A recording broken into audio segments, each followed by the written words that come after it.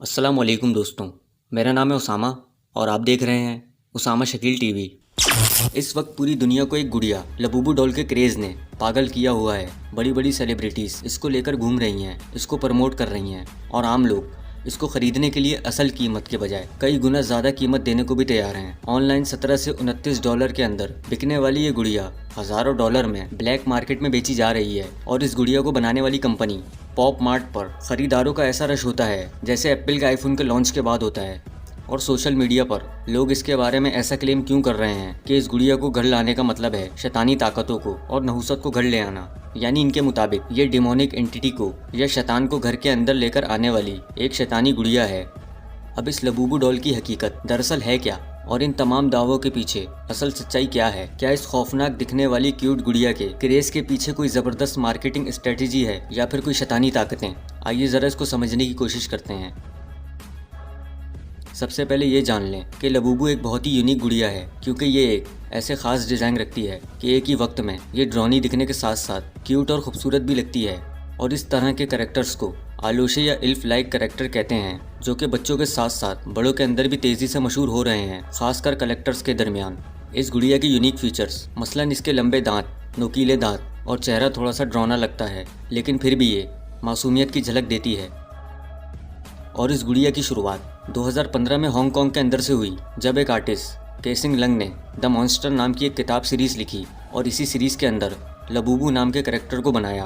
अब इसको बनाने के पीछे इसकी सोच ये थी कि खूबसूरत और बिना किसी डिफेक्ट के गुड़िया तो हर शख्स को, चाहे वो बच्चा हो या बड़ा, पसंद आती है, तो क्यों ना एक ऐसी गुड़िया बनाई जाए जो कि ड्रॉनी होने के साथ साथ खूबसूरत भी लग सके। और इसका ये यूनिक आइडिया बाद में जाकर एक बहुत बड़ी सक्सेस के अंदर बदला, जब 2019 के अंदर चाइना की मशहूर कंपनी पॉप मार्ट ने इस करैक्टर को ब्लाइंड बॉक्स टॉयज़ की सूरत में इंट्रोड्यूस करवाया। ब्लाइंड बॉक्स टॉयज़ आज मार्केटिंग की एक यूनिक टर्म है, जिसका मतलब ये होता है कि आप किसी प्रोडक्ट का डब्बा खरीदते हैं, लेकिन आपको ये नहीं पता होता कि इसके अंदर इस प्रोडक्ट का कौन सा वर्जन या एडिशन मौजूद है। मतलब ये आम एडिशन भी हो सकता है और बहुत ही स्पेशल एडिशन भी। अब इसका मतलब ये है कि ये स्ट्रेटजी एक जुए की तरह काम करती है और जुए को ही प्रमोट करती है, क्योंकि अगर नॉर्मल चीज़ निकली तो आपके पैसे ज़ाया, और अगर यूनिक स्पेशल एडिशन निकला तो आप इसको ऑनलाइन बेचकर आराम से हज़ारों डॉलर कमा सकते हैं। Boo figure has just sold for $150,000 US.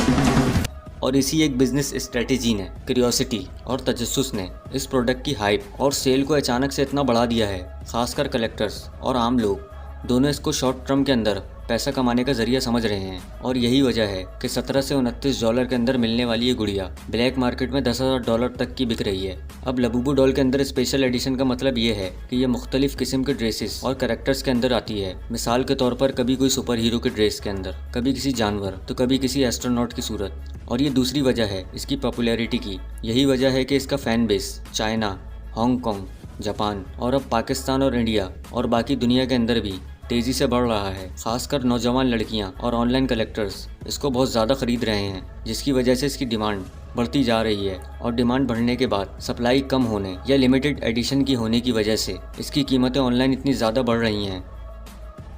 और पॉप मार्ट ने इस बिज़नेस स्ट्रेटजी का यूज़ करके टोटल 1.8 बिलियन डॉलर्स की सेल कर दी है और इनकी IP specific sale 480 million dollars की हैं। अब ये आईपी सेल्स क्या होती हैं?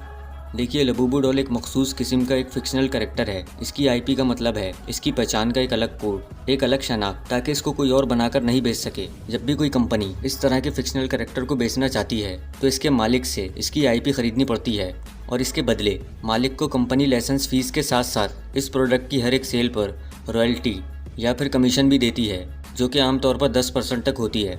और इसकी वजह से इस कैरेक्टर के ऑनर को भी फ़ायदा होता है और इसको बेचने वाली कंपनी को भी।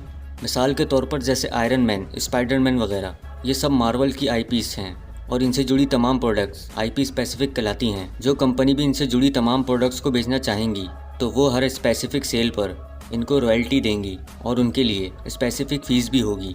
अब इस तरह की प्रोडक्ट आमतौर पर लिमिटेड एडिशन होती हैं, जिसकी वजह से ज़्यादा महंगी और कीमती समझी जाती हैं, क्योंकि कलेक्टर्स इसको बहुत ज़्यादा इकट्ठा करके आमतौर पर ऑफलाइन मार्केट के अंदर बेचते हैं। और लबूबू डॉल की ये हाइप खुद से पॉप मार्ट ने सेलिब्रिटीज़ से पहले क्रिएट करवाई। मिसाल के तौर पर मशहूर सेलिब्रिटी दुआ लिपा, लीसा, रिहाना, किम कार्डेशियन, डेविड बेकम, इन तमाम लोगों ने इसको पब्लिक के अंदर अपने साथ रखकर प्रमोट किया, तो लोग इसको सर्च करते हुए ऑनलाइन मार्केट के अंदर पहुंच गए अब इन सेलिब्रिटीज़ का मकसद सिर्फ पैसा लेकर इस प्रोडक्ट को प्रमोट करना होता है, लेकिन वो प्रोडक्ट क्या है, इसके असरात सोसाइटी पर क्या होंगे, इससे इनको कोई लेना देना नहीं। अब लबूबू डॉल की हाइप की वजह हमने जान ली है। अब आते हैं इसके इस्लामिक प्रोस्पेक्टिव की तरफ कि क्या ये घर के अंदर कोई शैतानी ताकतें लेकर आती है? जवाब है नहीं। और क्या ये ख़रीदना हराम है? जवाब है कि हाँ। आइए ज़रा इसको डिटेल में समझें।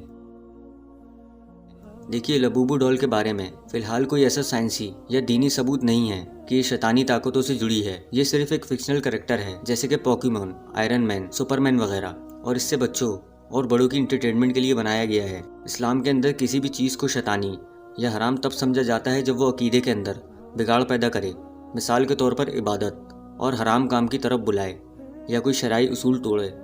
लेकिन जैसे कि मैंने ऊपर कहा, ये जुए को प्रमोट कर रही है, जैसे कि ब्लाइंड बॉक्स टॉय स्ट्रेटेजी के जरिए होता है, तो ये इस्लाम के अंदर हराम है।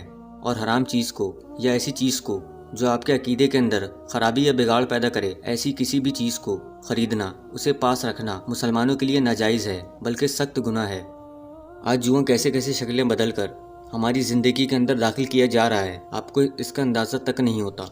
लेकिन जहाँ तक शैतानी ताकतों की बात है, तो ये चीज़ें तोहम परस्ती के अंदर आती हैं, और इस्लाम वो मज़हब है जो कि तोहम परस्ती के सख्त खिलाफ है। सोशल मीडिया पर वीडियो के ज़रिए ये कहना कि ये खिलौना शैतानी है, दरअसल लोगों के अंदर फितना और बिला वजह का खौफ पैदा करता है।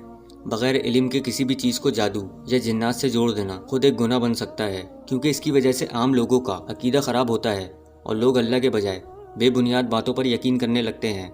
इन आम लोगों पर साइंस और तहकीक का रास्ता बंद हो जाता है और लोग दुनिया भर के अंदर इस्लाम को एक कट्टर और तंग नज़र मज़हब के तौर पर देखना शुरू कर देते हैं। हालांकि इस्लाम वो मज़हब है जो कि सबसे ज़्यादा इल्म, दलील और तहकीक पर जोर देता है और इन तमाम तोहम परस्तियों के सख्त खिलाफ है। अल्लाह पाक कुरान करीम के अंदर फरमाता है, वो लोग जो ईमान लाए और उन्होंने अपने ईमान को जुल्म यानी शिर्क या बातिल अकीदे से आलूदा ना किया, इन्हीं के लिए अमन है और वही लोग हिदायत याफ्ता हैं। रसूल अल्लाह सल्लल्लाहु अलैहि वसल्लम ने तोहम परस्ती को इस तरह ख़त्म फरमाया कि काले बादल, चांद गिरन या किसी भी वाक़ये को नहुसत से जोड़ने से मना फरमाया, परिंदों के उड़ने से फाल लेने को जाहिलियत की बात करार दिया, और इसके अलावा फरमाया कोई भी बीमारी हो वो खुद से लगती है, ना कोई बदशगुनी होती है, ना उल्लू मनहूस है, ना सफ़र का महीना मनहूस है। अल्लाह ताला से दुआ है कि वो हमें समझने की और नेक अमल करने की तौफीक अता फरमाए, आमीन। अगर आपको ये वीडियो पसंद आई तो इस वीडियो को लाइक करें और अपने दोस्तों के साथ शेयर करें। मैं मिलूँगा आपसे इसी तरह की किसी नेक्स्ट वीडियो में। तब तक के लिए अल्लाह हाफिज़।